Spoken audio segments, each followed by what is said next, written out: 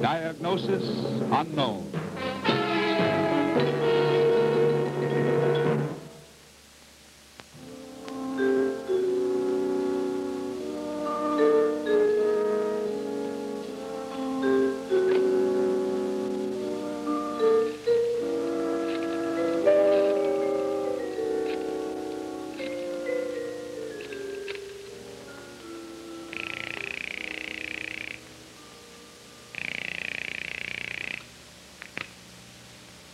Hello?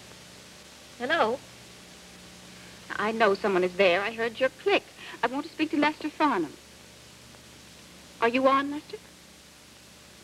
Whoever this is, stop playing stupid games, please. This is Olivia Bren, and I want to speak to Lester Farnham. Well, if you're on, Mrs. Farnham, I don't care. I have to talk to him. When a man takes that sort of advantage of a girl, Well, I just have to see him. Once. Just once more. I have a big bottle of sleeping pills right here in front of me. You just give your husband this message, please. You tell him that if he doesn't get over here fast, I'm going to kill myself.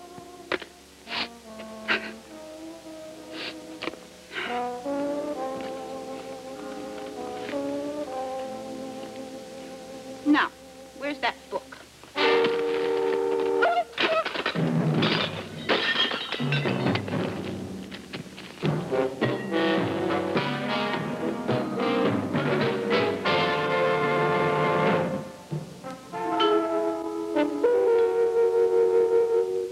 Diagnosis unknown. Starring Patrick O'Neill as Dr. Coffey, with Chester Morris as Captain Ritter. In tonight's episode, A Case of Radiant Wine, with guest stars Tom Bosley, Murray Matheson, Larry Hagman, and Patricia Berry as Aurora Farnham.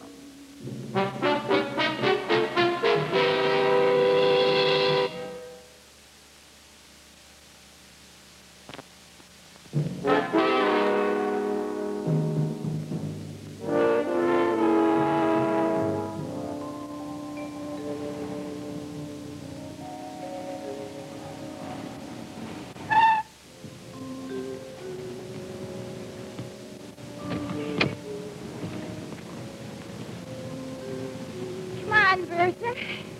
Let's go see the monster.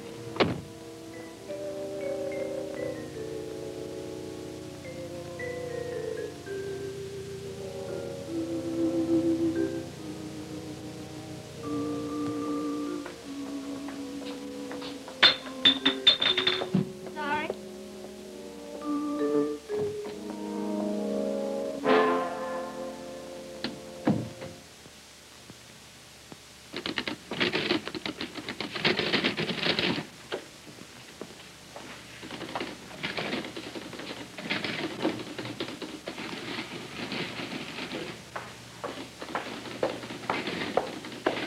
Around here would happen to be Dr. Coffey. I'm Dr. Coffey.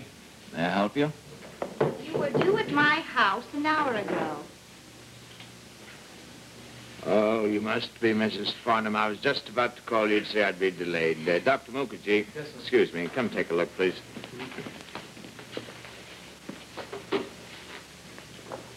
Staff all right, Doctor? That's right. I'd better see if it's antibiotic resistant. Yes, run the test and check for 8081, too, will you? All right. Oh, shall I call Dr. Henry? Well, if they check out, yes. You see, this is a new and dangerous phenomenon, Mrs. Farnham. A bug that has learned immunity from the latest drugs. Well, I'm sure it's all terribly important. Well, actually, it is, yes. You see, now the hospital will know what to do about it. Well, is there any possibility of Bertha or myself being contaminated around here? Oh, not any greater than you and that animal contaminating us, madam.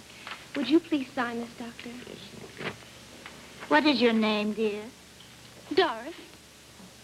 You're sweet. And who's he? Well, that's Dr. Multidal Mukherjee on exchange fellowship from Bombay Medical Institute.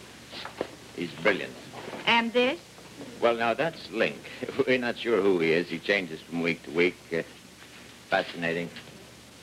I wonder if there's any possibility of you and I having a little chat without the presence of the whole happy little family? I'm sorry. Certainly. Come with me, please.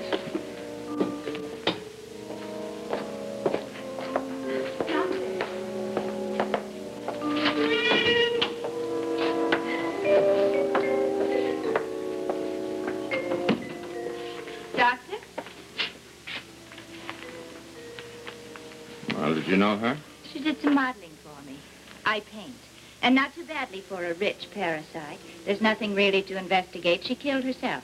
Well, I'm not investigating, Mrs. Farnham. If you know anything, you should tell the police. But you do investigate something. You have a big reputation for solving all sorts of crimes. Your name's always in the papers. That's why I called you. Well, as a pathologist, it's my job to determine how a death may have occurred. If I'm paid, I have no interest beyond normal curiosity as to who may have caused the death. That's a police problem. You are a scientist, not a detective. Precisely. Then I wish to engage your scientific services to determine how Olivia Bren killed herself. Well, now, I'm afraid that you still don't understand. You see, I have... Died, then? Although I happen to know she killed herself since she took the pains to pick up the telephone and call me and tell me she was going to. Are you assuming that my findings are going to determine and confirm the fact that she killed herself?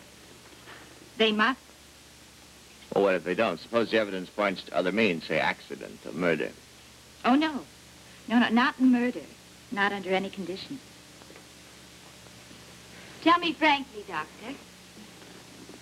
Can you be bribed?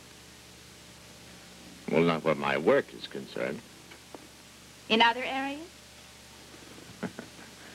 Well, in other areas, I am to some extent corruptible, yes. Very well, then I wish to engage you. But only to find out how Olivia Bren died. All right. Consider me so engaged. As soon as you have the report ready for me, why don't you come to the house this time? I'd like you to meet my husband if he's there. I might even allow you a private showing of my paintings. Well, I'm intrigued, Mrs. Farnham. You're not. But you will be.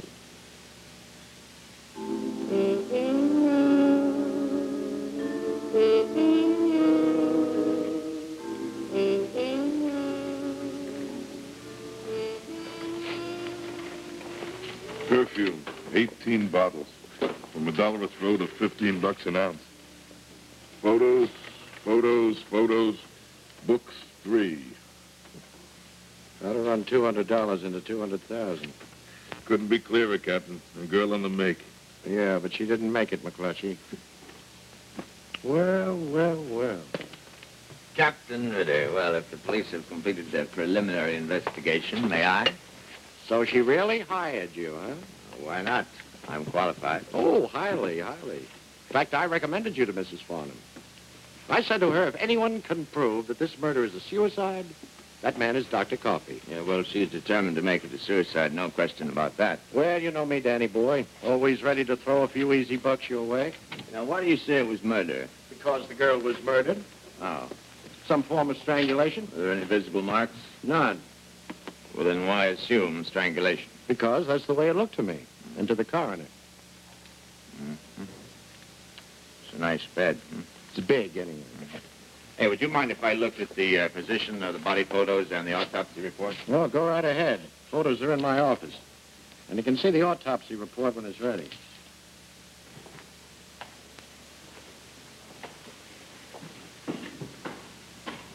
You haven't left me much to go on. I'll give you a full report of every item we removed. What are you going to do with the toothbrush? I'll have to have something to take back to the lab, don't I? Sure. Okay, I'm finished. Close up, boys. Oh, Coffee. Olivia Brent was involved with your client's husband. He's a big French wine importer, Lester Farnham. Well, does that explain how she died? No, but it might explain why. Did Mrs. Farnham tell you about an alleged phone call from Olivia? Yes. Well, there was a call, but she didn't receive it. She wasn't home at the time. Mrs. Farnham is a liar. She's also a very jealous woman. And a nut. Would you be surprised if she murdered the girl? No. What's that? It's a note. Would you be surprised if I told you I know who murdered the girl? Well, if you know, you know. Is there anything in the world that would surprise you? A surprise party. Make me one. I'll make you one.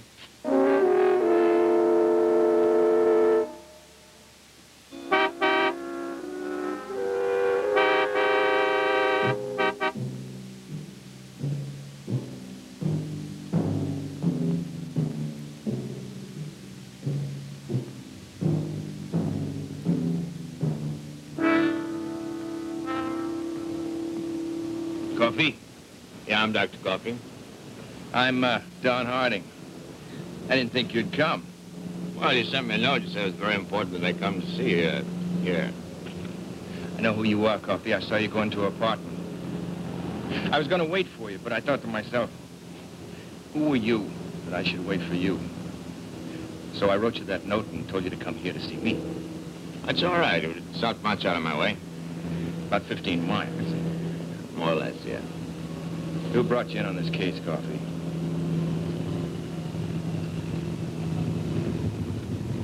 Hey, you didn't answer my question. I asked you who brought you in on this case. Well, that's my business. Olivia Bren was my girl. Yeah, well, it must be tough to lose a girl. Don't be so sympathetic. I won't. They're paying you plenty, huh? What do they want you to prove? That it was suicide? Farnham can meet your price no matter what it is, can't he? Well, I'm telling you nicely now. You guys don't fool me. And I can tell you not so nicely. Now, wait, hold on, Don. Now, look, you're out to clobber somebody, and it's not gonna be me. I'm sorry, okay? Buddy, I'll see you around. I'm a pretty good driver. Used to drive in races. I can follow a car and force it off a road or a mountain or a bridge, and nobody would know it wasn't an accident. You know, I'd like to put the gloves on with you. I think I could take you, muscles and all. You can't cover for Farnham. He can't buy everybody. Now stay off this case, Coffee. Coffee, stay on this case! Coffee, stay on this case!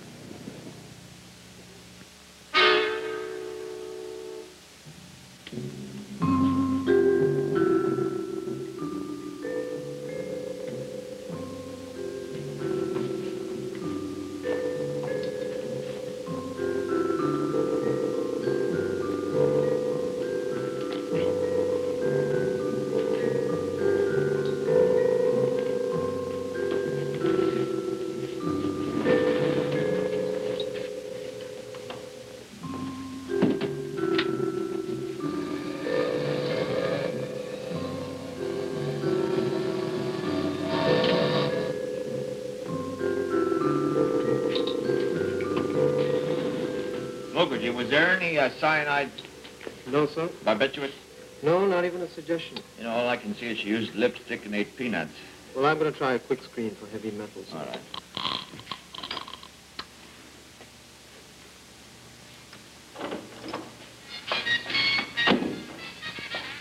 Night, everybody. Hey, Link, come here just a minute. Look now, clearly there's somebody connected with jazz this week. A great jazz artist. Right, Big Daddy, but who? Give us a clue, Link. There are about 50 big jazz names. Well, he may very well be all of them, you know. Dr. Mukherjee. Yes, Link? I'm only an average young teenager trying to find his true self. I know, Link. Well, it's not easy. I see. Okay? Mm-hmm. Night, all. Good night, Link. Mukherjee, I see the lipstick, Doctor. I don't see the peanut. No. Where is it? Oh, yes, yes, yes. Is anybody leaving with me? Anything else? You get Does anybody know that I'm alive? What? Oh, wait a minute. I do see... Care? Oh, let me take a look. Particles on the left-hand side. Well, good night, then. Good night, Good night, Doris. You know, I have every right in the world to leave without telling you this. On a big scope. The bristles of Olivia Bren's toothbrush are violently radioactive. Radioactive? Mm-hmm.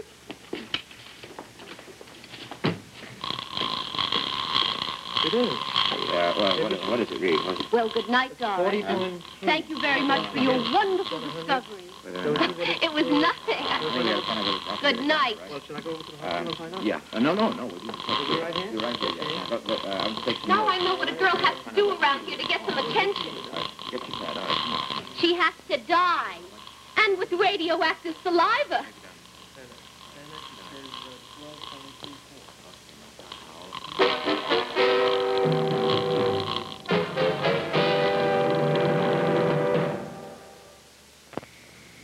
Mukherjee, how long do you think it'll take you to find the specific radioactive element? Ha-ha. Means how long? As long as it takes. Uh-huh. This much I can tell you, though. It's not uranium, so we won't get rich. But if the total amount of radiation to which she was exposed is the amount of... Agreed. She could not have died from it. There'd be no effect on her at all. Well, I think I'll go to homicide and check the autopsy report anyway. All right, sir. Look, Mukherjee, I hate to be a pest. Doctor, as soon as I finish combusting these bristles, I'm going to take the ash and the trap gas over to the isotope lab at the hospital. That's good. And you'll be back by midnight. I'll try. Why all the urgency, Doctor? I don't know. Every time I'm exposed to an unknown source of radioactivity, I just get girlishly excited. Coffee? What? Coffee. Oh, black. Oh, stop making faces, Danny boy. Make comments. What on the autopsy report sent those eyebrows up? Well, the medical examiner should learn how to spell. Epithelial has only one L in my manuals. What can you tell from the report? Well, let's see. Death appears to have been caused by strangulation or suffocation in some manner unknown. Well, Well, what? I take his word for it. He doesn't know how she died. what about the photos? They confirm the report. Oh, thanks a lot. Look, let me do my own autopsy, will you? Not without a court order. What did you find on the girl's toothbrush? Radioactivity. Oh, sure, naturally. Someone up there's punishing me for letting you in on this case. Does this finding in any way relate to how she died or who killed her? Well, possibly. Look, I thought you told me you knew. I didn't who say I killed her. actually Now, wait a minute. knew, I'm did I? arguing with you. Well, all right. Well, I suspect the following. Lester Farnham and or Aurora Farnham, Don Harding, and one other suspect who might fill you in, Freddie Ziegler.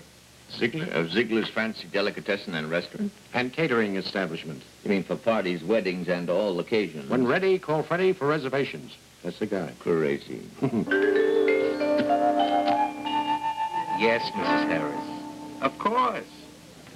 Now, you leave it to Freddie, Mrs. Harris. My platters are cold cuts. You could put them in a flower show. When I lay out salami slices, Mrs. Harris, it's not meat. It's rose petals. Thank you, and have a happy, wonderful anniversary. Look alive, Oscar. Look alive. Think that tastes better with your finger in it? Watch the register a minute, will you? You have to excuse the interruptions, Doctor. Oh, it's all right. I offered to marry this girl. I was practically supporting her anyway. She used me like a doormat. Worse. How can I begin to tell you? Freddie, I need a father, she would always say. Well, this would lead to a big fight. There was something about me that was physically unattractive to her, and she finally told me. Look, how long did you know her? Oh, 5, 6 years. She, talk about herself much? Well, they don't want to have anything else to do with you. That's all they do is talk. How was her health? Better than mine or yours. Did she ever mention or imply that she'd been exposed to any unusual form of radiation? No. Once she said she had to have her teeth x-rayed. I paid for that, too. Well, how about food? Any kind of special kinds that you can recall? Oh, Oscar, will you bring me a cup of black coffee, please? She had one special requirement in food. It had to be free of charge. Well, I fed her here, naturally. How about beverages? Anything special there? Well, she liked a good bottle of wine. That's one of the attractions he had for her. He imports only the best wine. Lester Farnham I'm talking about. I told Captain Ritter that he's probably the one that killed her because she thought she was in love with him. She wasn't just going to go away quietly and leave him alone. Not that girl. Oh, saccharin. I'm dieting. Aren't we all? Scully threatened me with a knife again. I'll not go back in the kitchen. Excuse me. One of these days he's going to use that knife and I'll get rid of both of you.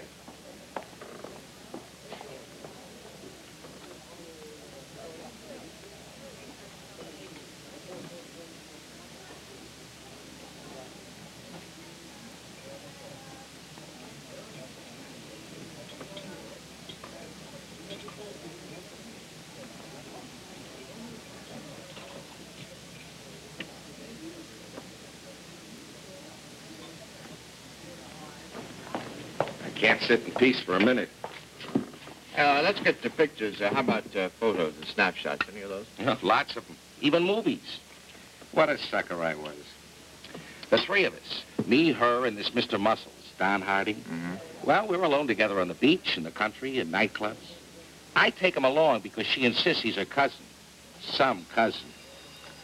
You want to know the honest truth? Captain Ritter suspects that I killed her. Well, he's right to suspect me because I wanted to many times. Well, what is it now, dumb ox? Mrs. Harris is on the phone. She's canceling the order. A couple of weeks ago was this girl's birthday, so I got soft-hearted. I bought her a cashmere sweater with a real mink collar. I didn't even get a pat on the head. For my own self-respect, I'm better off that she's dead. Excuse me again, please. How was the brisket, friend? Never better. Thanks very much. Yes, Mrs. Harris, what's it?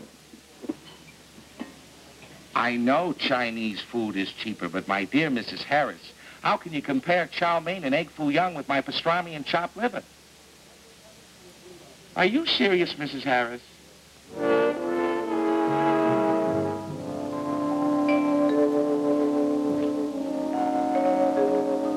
I knew you'd be back. I know you knew. Where's Mukherjee? Took the isotope lab. We're all alone, darling, at last. Oh, now will you look at that man's muscles? Listen, what is there for me to do around here besides frustrate myself? Here, help me find out what this stuff is. Where did it come from? I got it out of a delicatessen owner's pill box. Maybe it's bicarbonate of soda. Well, look, we're going to need a 16-millimeter projector, too. I'd like to see if this girl showed any visible signs of radiation sickness. I saw the light. Hope I'm not disturbing anything. No, you're not. I wish you were. I went over to Freddy's. Oh? Nothing new. Uh-huh. And what are you two doing here this late? Same thing we do when it's early. What's in the test tube? Well, that's some Heliocellus glucomorphus in there. What is that? Why? I want to know. Why? Oh, come on now. Look, Ritter, Well, I've got let's to start know. from the beginning, Danny. What's in the test tube?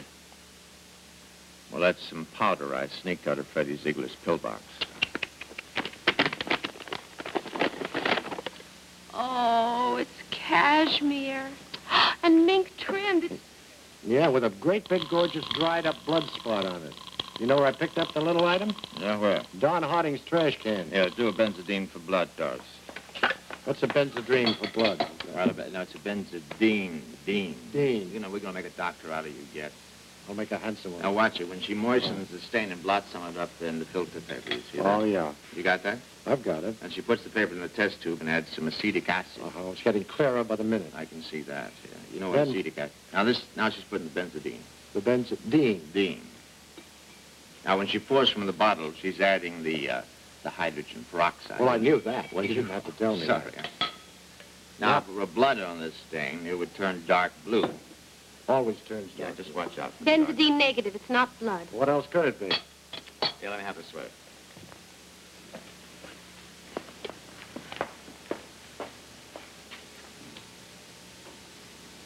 You know, I'll bet it's wine. What, radioactive wine? To die while crocked on radioactive wine. Wouldn't that be wonderful? You know, if she drank this wine the night she was killed and then brushed her teeth, that could account for the radioactive toothbrush. Well, scientifically, Danny, what does it all mean? That means I'm going to go over and look at Aurora Farnham's paintings. I'll go along. No, alone, please. Uh-huh. Wrong. I'll be right back.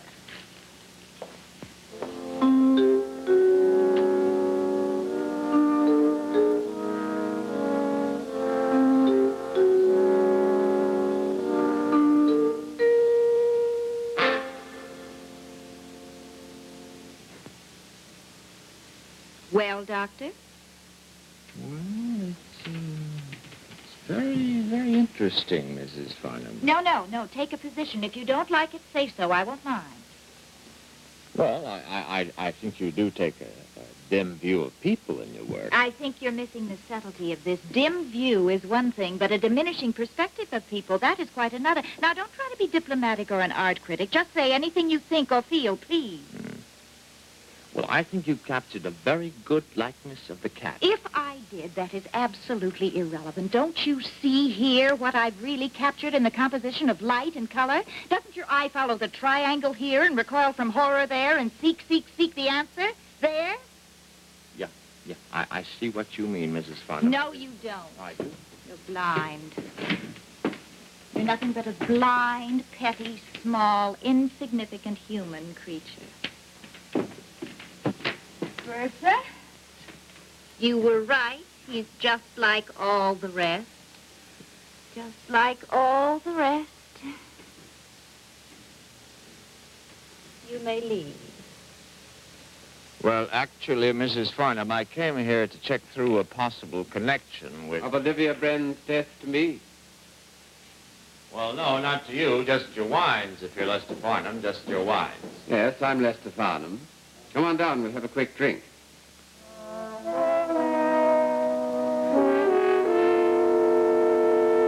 Hey, I don't want you asking my husband any questions. Darling, that's hardly the best way to protect me. Good evening. Well, I have no questions to ask. All I want to do is look at your wine cellar. Why? Well, I'm looking To for... connect me in some way with the death of Olivia Brenn? No. Any connection between you and her death is your problem, not mine. I'm just looking for a certain source of radioactivity. I don't understand. Well, believe me, you don't have to. Dr. Coffey, Olivia Brenn was in love with me. She foolishly expected me to leave Aurora and marry her. The night before her death, she came here uninvited and made a very embarrassing scene. Early next morning, she phoned. Neither Aurora or I was home at the time. The servant took the message for me from Olivia. The message was that she was going to kill herself. Why must you be so obnoxiously accurate? I told him I took that message. My wife's problem arises because our marital modus vivendi allows each of us to go out separately. And not have to reveal anything to one another. The only way to preserve a marriage is to recognize its thorough unworkability. Aurora suspects thereby that I may have been out that morning murdering that girl. Don't you suspect me? Mm-hmm. Mm-hmm. Everything I have told you is exactly as I related it to the police. Nothing less, nothing more. Dr. Coffey, do you still insist on inspecting my wine? Oh, insist? Well, legally, I can't even request. Dr. Coffey, you strike me as being an extremely intelligent man. And I'm sure you're desperately underpaid. No, Lester. He won't take any money. Are you sure? But perhaps we could set him up in some splendid research project. Find the cure to something or other. Think of all the good you could do for being just a little bit evil. Well, I'm tempted. But you won't succumb. Well, maybe I'm wrong. Who knows? Very well. Now I'll show you my stock of wines. You will show him nothing, Lester. Lester? Dr. Coffey, I no longer need your services. You are dismissed. Come along. This will take you down to the cellar. Right. I'll be down in a moment.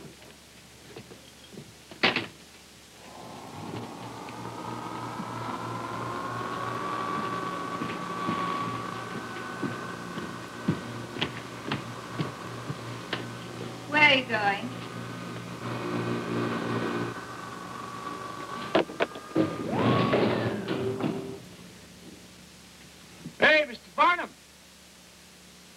And the elevator is stuck.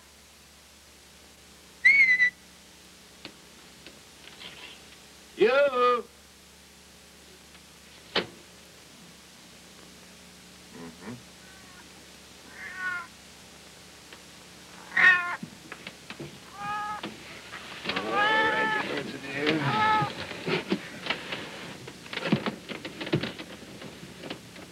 Cheers.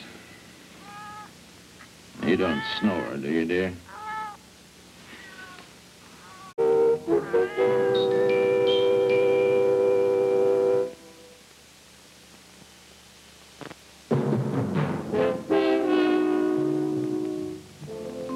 Stay tuned for the second half of A Case of Radiant Wine. Tonight's episode on Diagnosis Unknown, following station identification.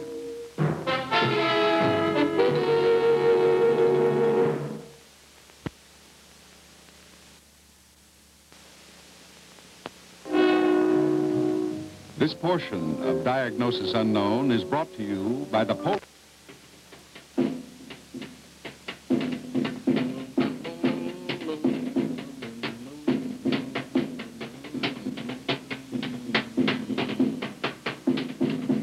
Eugene Krupa. Come on, give me a hand. He sits, and I stand. He plays drums, but I play.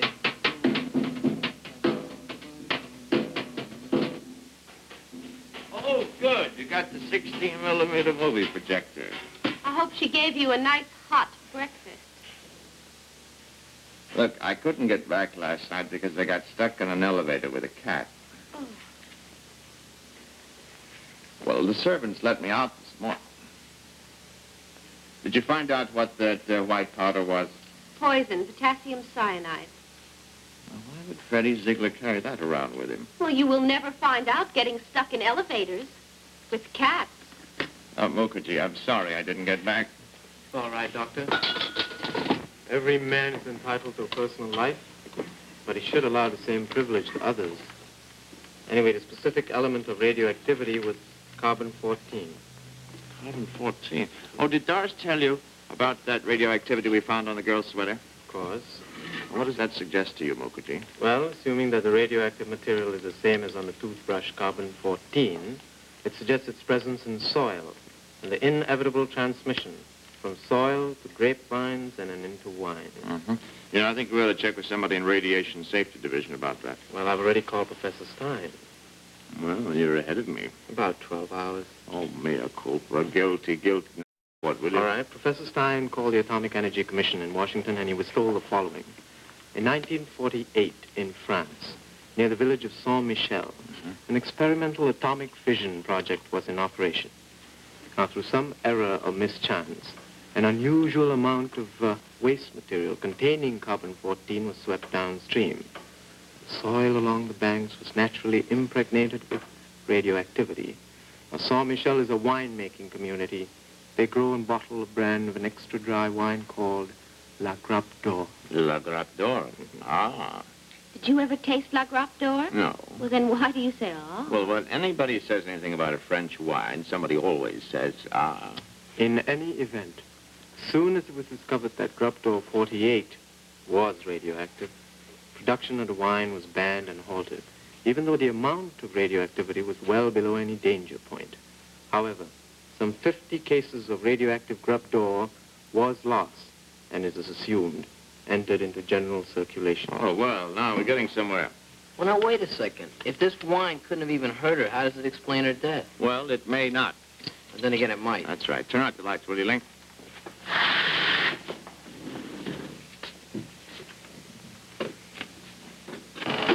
These are Freddie Ziegler's home movies.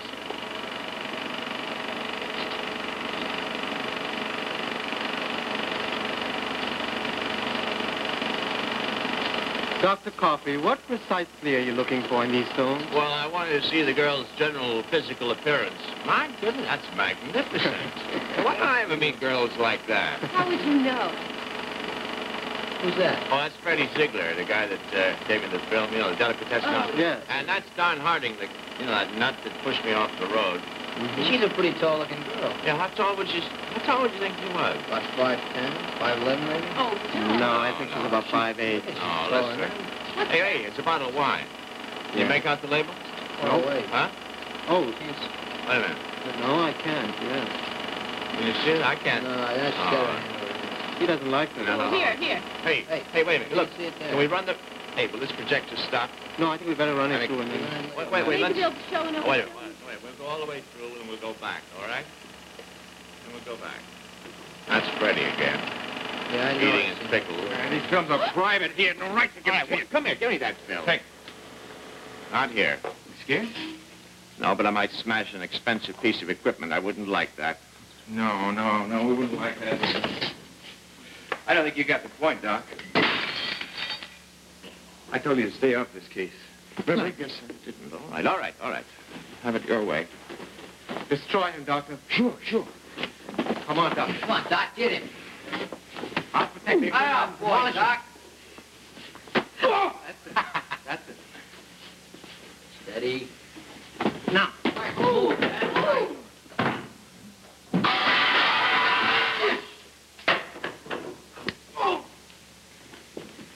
Hold him, Doctor. Hold him. Got it. Hold him. Get the film. That's it. Let's see now. Nice going, Doc. Nice going. Oh, good show, Doctor. You were marvelous.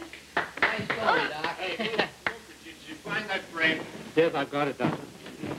Let's take a look at it. All right. You know, I could have sworn that was La Drop Door. Well, Yeah, me too. I think it is. Frame was a little small. You got it? I'm getting it, yes. What is it? Did you say La Grappe d'Or, Doctor? Yeah. Take a look at the viewer. Beaverhausen. Beaverhausen.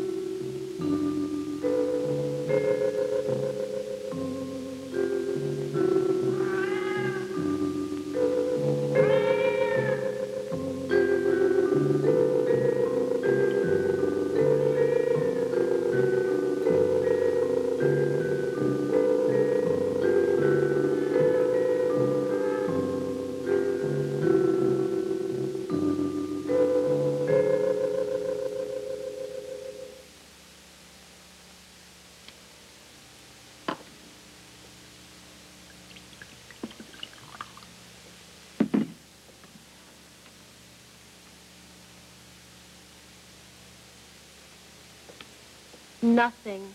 Are you sure you turned it on? Of course I did. What's this grab door mean, anyway? Clusters of gold, Link. No carbon-14 clusters of gold. No, nothing. Clusters of gold. Well, that's the way the Geiger counts.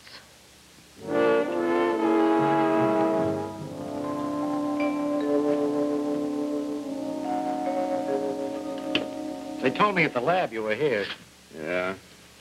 That wine lead of yours kind of fizzled out, didn't Well, it confused me. it? Yeah. How you doing now? You should have been here yesterday with the Geiger counter. Yes, you should have. All traces of radioactivity seem to be gone. Are you ever going to find a nice girl and get married? Well, I'd like to. Why? Well, you could sort of settle down and go home nights and everything. And leave detecting to the detectives. Well, I do all that now. Why double the expense? I was here yesterday with a Geiger counter. Oh. Yeah. I'll use any method, even yours. When I find a lead, I follow through where I found it. I don't go off burglarizing wine cellars. A smug but sound point. Mm-hmm. Excuse me, Danny boy. Now, the girl was found in bed. So all she had to do was lie face down on the pillow for a moment. And then when she went to open the window, her face brushed against the drape. Logical deductions? Got better ones? Different ones.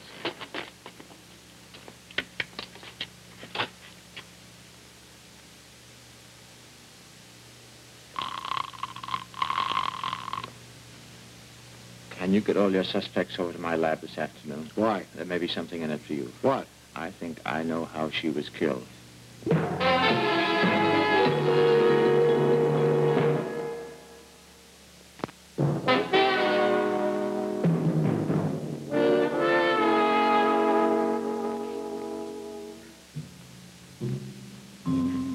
Olivia Byrne died in a face-up position of suffocation with no visible marks. Now, this is the way it happened. See, this pillow was forced down over her face and held there until she suffocated. Does that make any sense to you, Captain? Yes, fine, Doctor. How about you, Mr. Ziegler? Why not? But how do you figure out such a thing? I'd Well, like to know this. her saliva was found to be radioactive, and the center of the pillow was also radioactive, you see. So when the pillow was thrust down over her face, she probably opened her mouth to scream or to gasp for air, and the radioactivity was transmitted from her mouth to the pillow. Suppose she was just crying into the pillow. She was very unhappy, you know. Couldn't the radioactivity been transmitted that way? What do you think, dear? Well, that's possible, but you see, that would not explain how she died, and she is dead, Mrs. Farnham. I still don't understand how all this brought you into my cellar. Well, you see, we found some wine on her sweater, and I was looking for the source of it. Did you find it? Well, She got that wine spot on her the same night, eating dinner at my restaurant, free as usual, and drinking my best wine, Bieberhausen. She slapped the wine on her sweater and wouldn't even let me use water to take the stain out. Was afraid I'd touch her. she didn't like you. She liked you, idiot with the muscles. Also him she liked. This old dried-up fancy herring. Oh, no offense meant, sir. Vulgar. You could have killed her, couldn't you? I will never again order a morsel from your delicatessen. Mrs. Farnham, did you tell the police that you were at Olivia's apartment that night? No, did you? No, I'm telling them now. You saw Mrs. Farnham near the girl's apartment? Yeah, I did. Well, what were you doing there? Well, she's my girl. I was fine on her. Olivia Bren's cashmere sweater, the one she wore that night, was found in your trash can. The cashmere sweater? How did you get it there? Well, I wouldn't know. You see now, foolish boy, what happens when you tattle on others. Mrs. Farnham, can you explain what you were doing there? Isn't it obvious? No. What do I say now, Lester? Nothing. But I was there. I went to settle it with her for once and for all. I was always settling it with all these silly girls, but this one, no grace, no manners. She wouldn't even see me. Oh, you admit you were there, but now you... Ritter, please. Oh, I beg your pardon, It's all right. I'm Look, terribly we will sorry. get to you, please. Now, look, would you all mind giving Doris a sample of your saliva? Must I? Just lick it.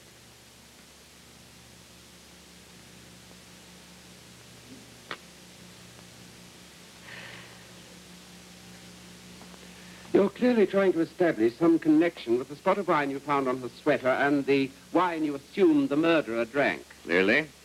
But Mr. Ziegler has already told you that it was his Bieberhausen she spilled on her sweater. What worries you, Mr. Farnham? Most of all, an unnecessary public scandal. Now, Dr. Mukherjee will examine the slides for radioactivity. You see, Captain Ritter found some radioactive spots on this Olivia Bren's drape. Now, it is my theory that the person who caused the girl's death stood behind this drape before killing her, and that saliva was also radioactive. Well, how did it get on the drape? Well, very simply, the person breathed on it, breathed. But the girl herself might have transferred the radioactivity just by going to open the window. Would you please stand up? Well, in the first place, Mrs. Farnham, you see, the person would have to stand there for several minutes, and in the second place, Olivia Bren would have to have been 4 inches shorter than she was. Well, as a matter of fact, the height of your lips and that of this mark is just about right. The source of all your conjecture is a radioactive wine. La Grappe d'Or. You stole a bottle of my La Grappe d'Or. Did you find it radioactive? No, but I don't think that was the genuine La Grappe d'Or. Possibly. He's always changing the label on all the wines. I don't know how he dares do it, but he does. Shut up. Lester. Yes, shut up. Every time you open your mouth, you're getting me in deeper. Is that what you want? Maybe. Oh. Mr. Farnham, I know you went to the girl's apartment that morning. After I received the phone call. My contention is, and forever will be, I found her dead. And you just forgot to inform anybody about it until now, right, Mr. Farnham?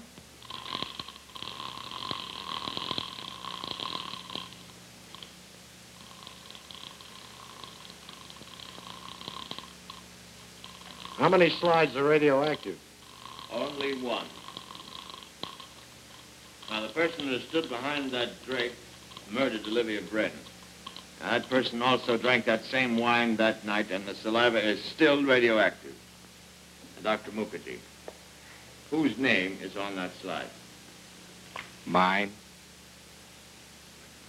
Mine. You told me it was Bieber House in 1953. It was this Graf Dior.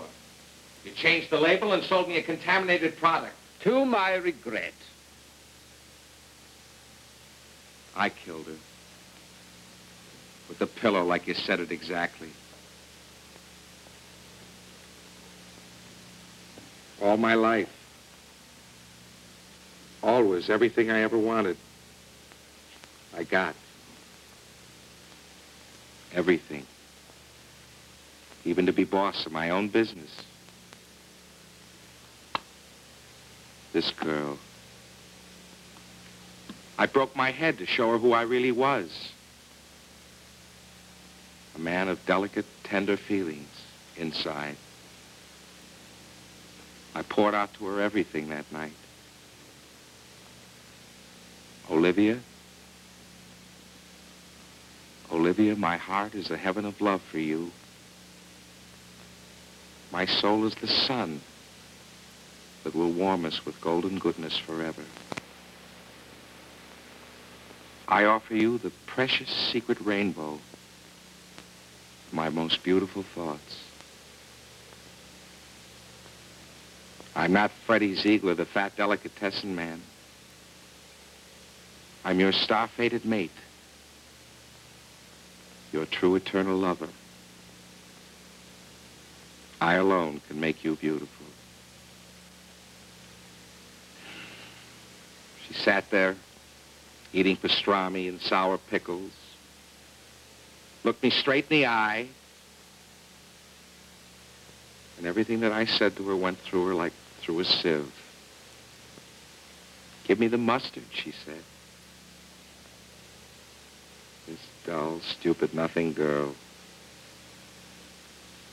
She wouldn't have me.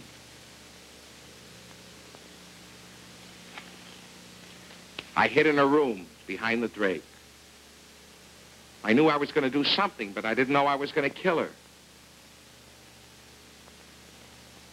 And she called him up and threatened to commit suicide.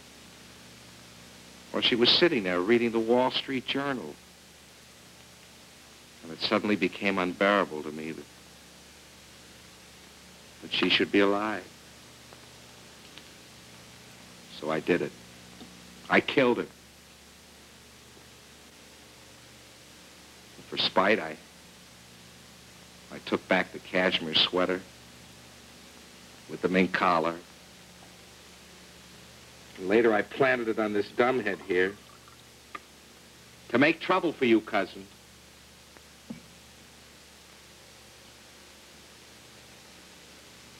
I knew I'd get caught. He's taking poison, Danny. I want an antidote. Give me that. Hey, Freddie? Hey, Freddie, can you hear me? Yeah. Oh, when you went to yell for Sally, I put sugar in that capsule. You're not going to die, Freddie.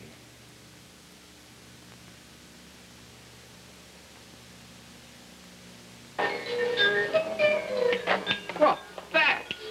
Last name, Big Daddy. My initials are L.H.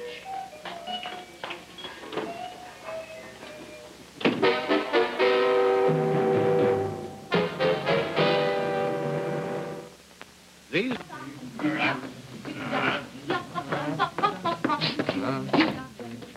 Oh, after 2 drinks, I don't want to work. Take me dancing.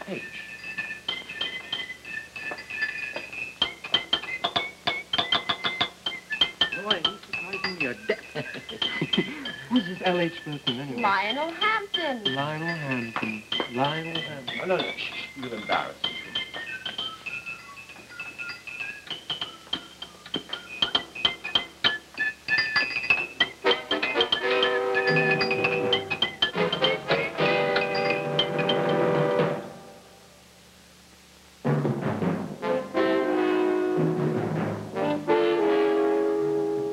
Diagnosis Unknown was brought to you by...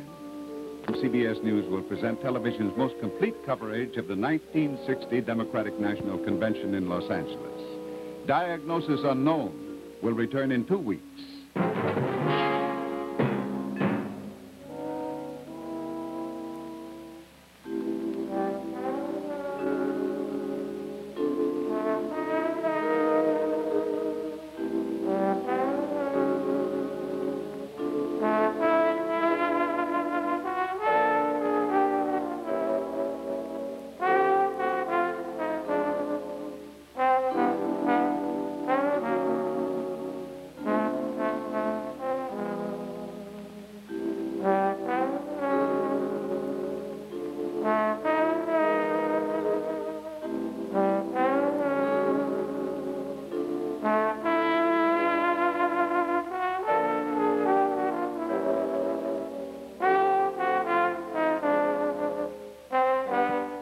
The preceding program was pre-recorded. This is Ted Pearson.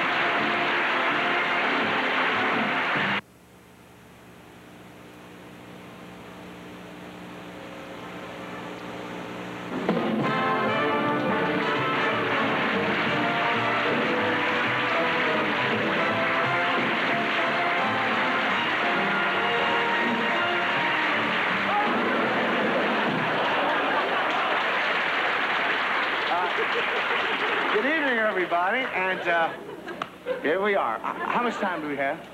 15 minutes? I had time to come take longer going through that. Oh, by the way, before we went on the air tonight, I got a couple of telegrams, and I can't possibly read them all, but there are a few. I really got a wild one. A lot of people, they send, you've heard of candygrams and cables and everything. Frank Sinatra sent me a catered gram, and it says, "Good luck, Soupy," and it's spelled out in anchovies. Here's another one you won't care too much for. Oh, yeah, and I got one also from another telegram.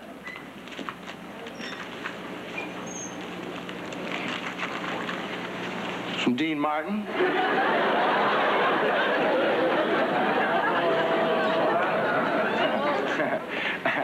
And, of course, it ate the words right off the paper. Hey, you know, I never realized guys, but the big thing doing TV specials like this, I know now why I haven't done one before, and that is they have big parties, see, after the show. And, of course, they found out before that I wasn't too good at parties, you know, so that's why I haven't done a special. Like, I didn't mix too well, so we got guys on the show that do mix well. Now, take Peter Matz, our orchestra leader. Please. Really young, 1952. No, he really mixes well. You just tell him what you want, he mixes it right up. It's good. And so they found out that I could really, mix well parties, so they said, well, we'll give him a special. Now, Dwight Himian, my director, when I first met him in our first, production meeting, turn him faster, that's what he said. Turn him faster. And I was turning. He says, I'm here to serve you. And he did. Hors d'oeuvres. Scratch that one for the other show. But I really started worrying, because I was looking for ideas for the show. And one of our writers, Mark Richards, said, well, the way I see it, we'll have a big party and we'll play pin the tail on a donkey. And I told him I wouldn't stand for it, so Herb Sargent, our producer, held me. You see, that's why they cancel all these people. They do jokes like that. And, of course, I couldn't sit down for a week. And, of course, I got to tell you this. It's a little inside story. I think you'll wish I'd left it outside. But the thing is that Herb Sargent, our producer, doesn't have too good eyesight, which is all right, but it happens. He tripped over one of the cables, and he hurt his nose. And he went to the doctor, see, and the doctor, he couldn't see he went into the wrong doctor's office, went to a dentist, and the dentist pulled his nose. Now, if you leave that one in,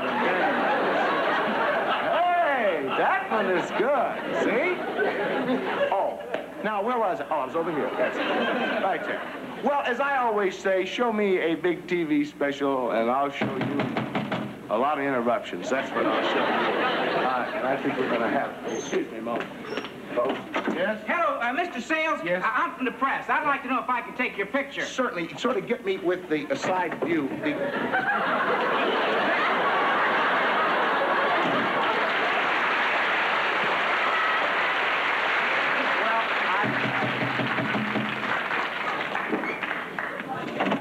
Mr. Sales? Yes? Did a thief just come in here and take your picture? He certainly did. He took that one right there. On that wall? That's right. I'm going to apprehend that thief. I hope so. By the way, yes, you don't mind me taking your time, do you? If it'll help catch that thief, my time is your time. Fine. Thank you very much. It's a little slow. Oh, get on. You can knock all you want. I'm not going to open it. Because knock it off out there.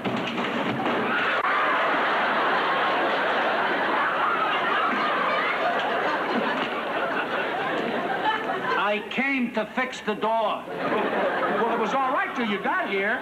Then I got here in the nick of time.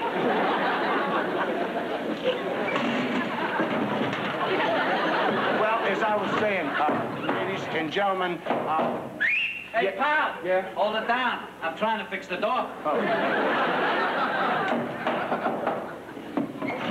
There's a circus coming to town, Ringling Brothers Barnum and Bailey, real soon at Madison Square Garden, and they have an act this year that we've heard about that is from Europe, and it's just breaking it up all over the country, and we asked him to be on the show tonight because we're going to try and bring you some different type of acts.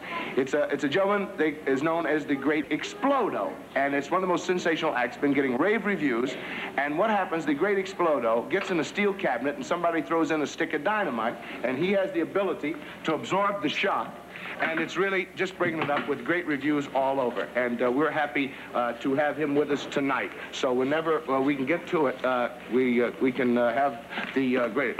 All right, let's get him.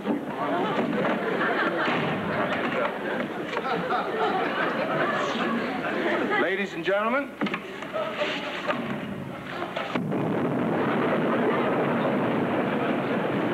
Ladies and gentlemen, the Great Explodo. The Great Explodo is ready.